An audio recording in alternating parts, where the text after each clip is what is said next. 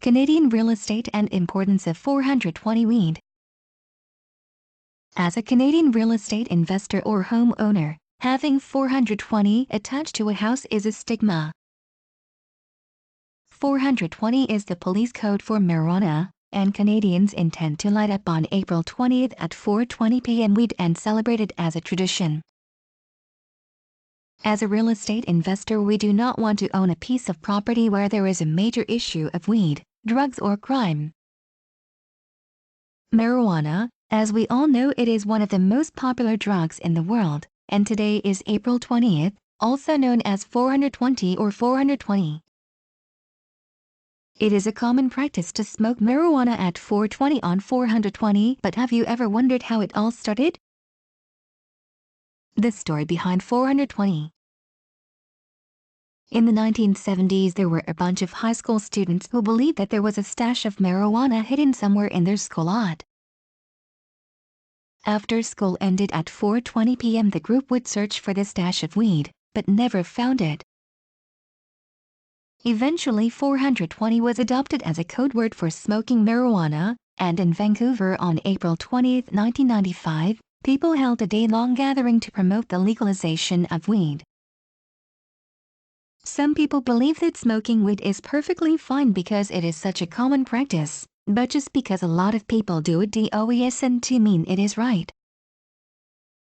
Penalties for smoking weed are generally fairly mild.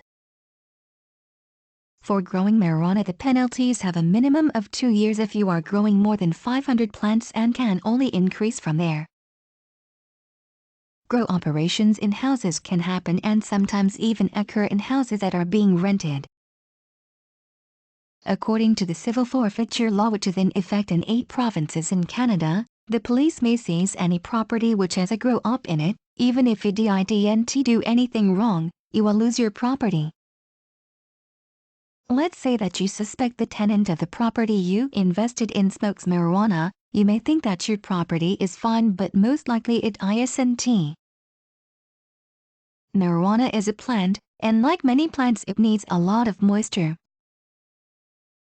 Moisture usually results in mold buildup in the house, and if mold has grown in the walls, it can affect electrical wiring and can break down the drywall.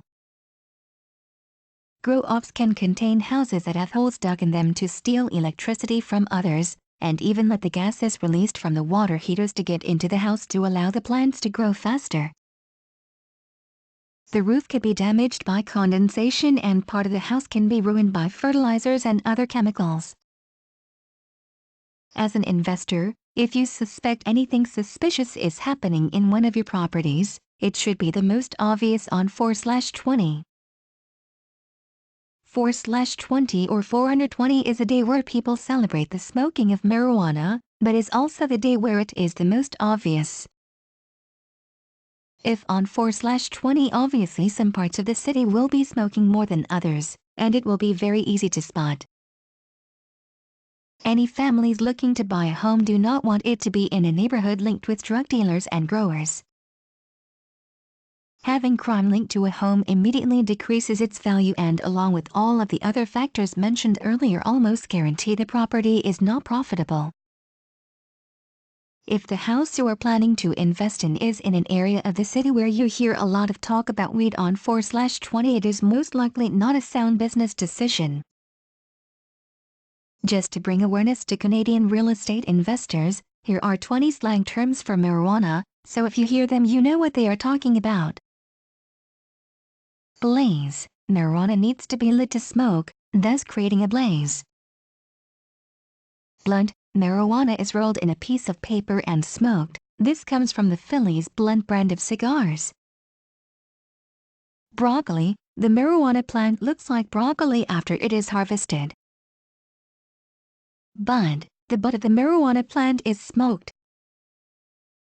Cannon. A cannon was used to fire marijuana over the U.S. border. Doobie. Shaggy from the cartoon Scooby-Doo looks like he smokes marijuana. Endo. The bottom part of the marijuana plant that have the most resin after it is dried. Fatty. The chemicals in marijuana are easily absorbed into the fatty tissues in many organs. Ganja, this is the Indian word for marijuana. Grass, marijuana is green like grass and looks somewhat similar. A left-handed cigarette, in Harlem, New York, people called it a left-handed cigarette. El Pape, the shape of the paper it is rolled in looks like an L. Mary Jane, Mary Jane sounds like the Spanish name Maria Juana, so it sounds like marijuana.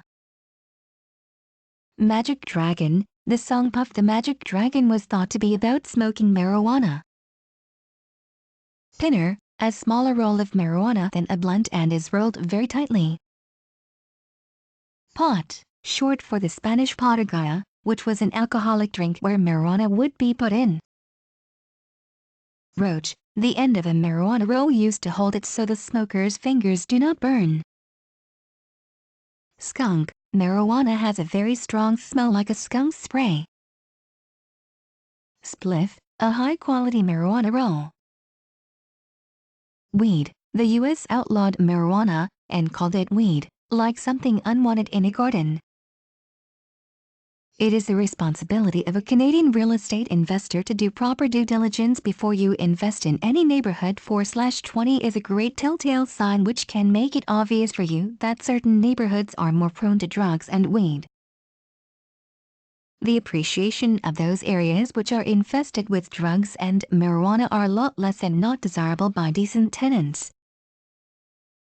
As a Canadian real estate investor, use every possible legal means to investigate the neighborhood, crime and drug stats, as well as history. Local police, provincial police and Royal Canadian Mounted Police may have some information which can be helpful to do your due diligence.